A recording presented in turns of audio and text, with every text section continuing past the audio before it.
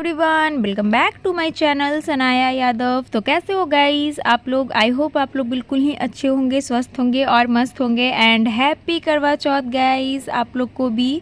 तो मैं यहाँ दिन के पूजा के लिए करवा चौथ में जो हम लोग सूर्य देव को जल चढ़ाते हैं उसके लिए मैं रेडी हो चुकी हूँ। और अभी मेरा नेल पेंट बाकी था, इसीलिए मैं नेल पेंट कर रही थी। सबसे मोस्ट इम्पॉर्टेंट काम जो हमेशा छूट जाता है मेरा हर बार में, वही मैं यहाँ पे रेडी होके कर रही हूँ। और मैं रेडी होने टाइम का ब्लॉग नहीं बनाई थी गाइस, क्योंकि मैं बहुत जल्दी रेडी हुई थी। क्रियान सो रहा था तो मेरे पास टाइम नहीं था उतना। मैं फटाफट से रेडी हो गई, सोची मैं रेडी होकर आप लोग को दिखाऊँगी। तो आप लोग देख सकते हो, ये रहा मेरा फुल एंड फाइनल लुक।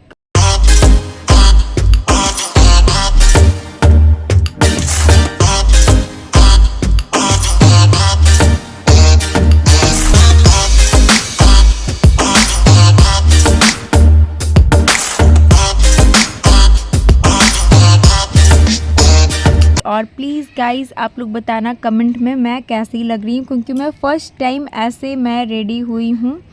इससे पहले मैं ऐसे कभी रेडी नहीं हुई थी और ये मेरा थर्ड करवा चौथ है, तो मैं फ़र्स्ट टाइम ऐसे रेडी हुई हूँ दिन की पूजा के लिए। आप लोग प्लीज़ कमेंट में बताइएगा कैसा लग रहा है और ब्लॉग पूरा देखिएगा आप लोग।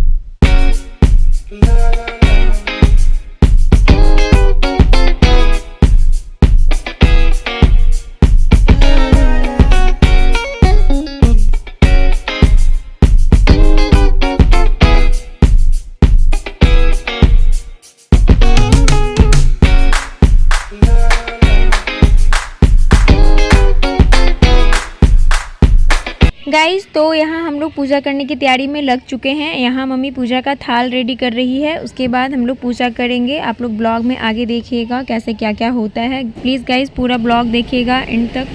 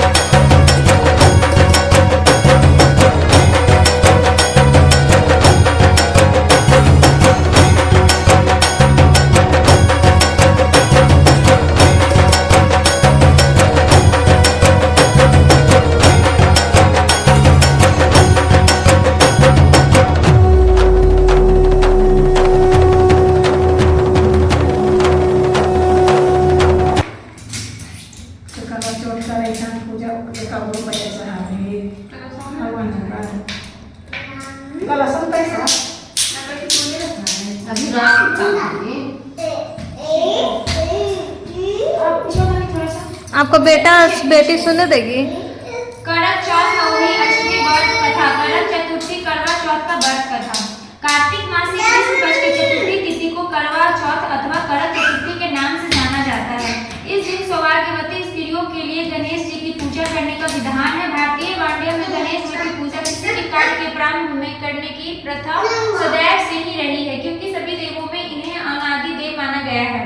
अतः गणेश जी की पूजा सर्वप्रथम होती है। भगवान श्री पार्वती ने भी अपने विवाह काल में सर्वप्रथम गणेश जी की पूजा की थी। इसका उल्लेख कवि कुल सम्राट गोस्वामी तुलसीदास जी ने अपने महाकाव्य में किया है। यथा मुनि अनुशासन गृह पूजा शुभम भावनी असर सुनी सहस करिया में माने जाते हैं। इसीलिए किसी भी कार्य की निवर्धन पूर्णता के लिए इनकी पूजा की आवश्यक कहा गया है।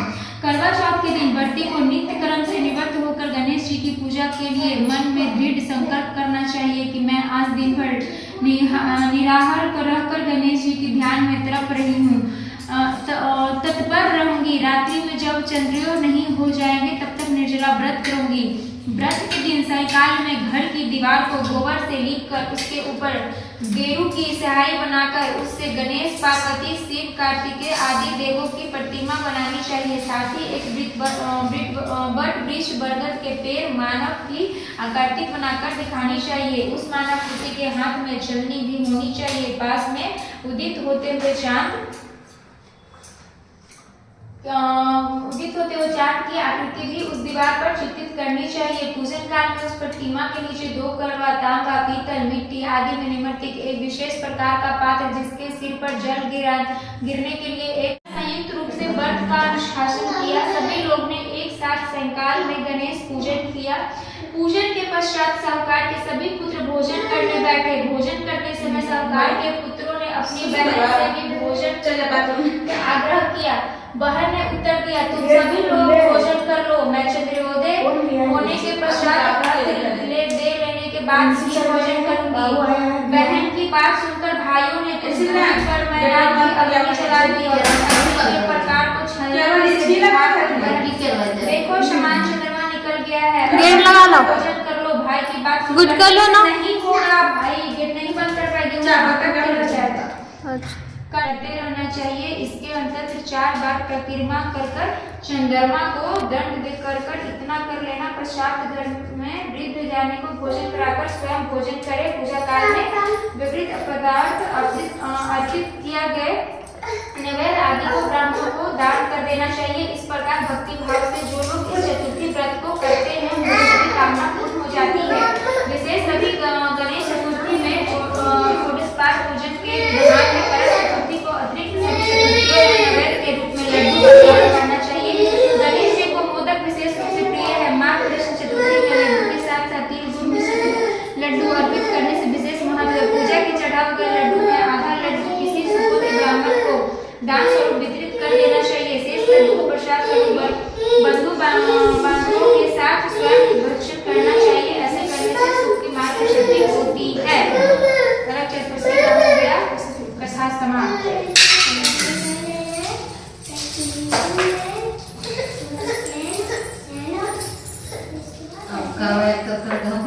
फेरिए जल्दी से और आगे जल्दी से घुमाइए और चलिए।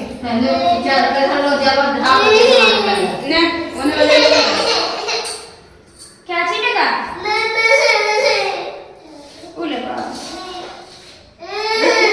भाभी को बना दो इसमें।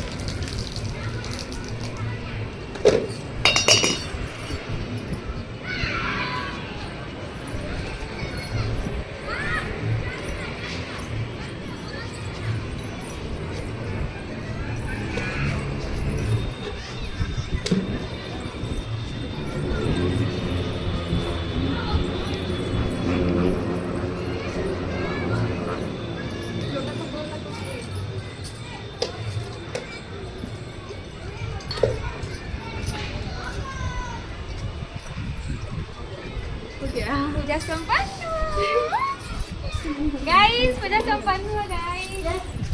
पानी गिरा दो उसपे।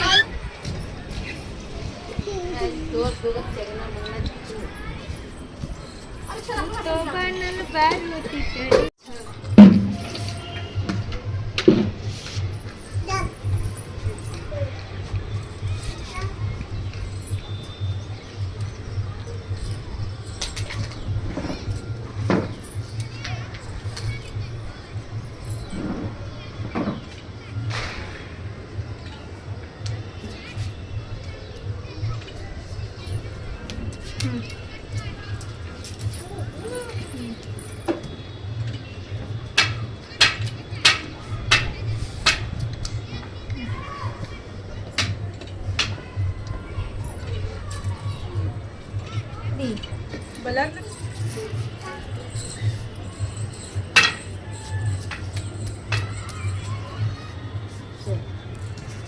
तो गाइस, दिन का पूजा हो गया कंप्लीट। हम लोग सूर्य भगवान को जल चढ़ा दिए हैं, सूर्योदय हो चुका है। और सूर्य भगवान को जल चढ़ाने के बाद अब रात की बारी है चंद्रमा को अर्घ देने की। तो गाइस, आप लोग कंटिन्यू ब्लॉग में बने रहिएगा नेक्स्ट ब्लॉग देखने के लिए। इस ब्लॉग को मैं यहीं पे एंड करती हूँ, मिलती हूँ नेक्स्ट ब्लॉग में। गाइस, तो अगर आप लोग चैनल पे नए होंगे तो प्लीज़ मेरे चैनल को सब्सक्राइब कर लीजिएगा और बेल आइकन जरूर प्रेस कर दीजिएगा, जिससे आपको न्यू ब्लॉग का नोटिफिकेशन मिलते रहे। और लाइक कमेंट शेयर जरूर कर दीजिएगा। ओके गाइस, मिलती हूँ नेक्स्ट ब्लॉग में। Bye bye.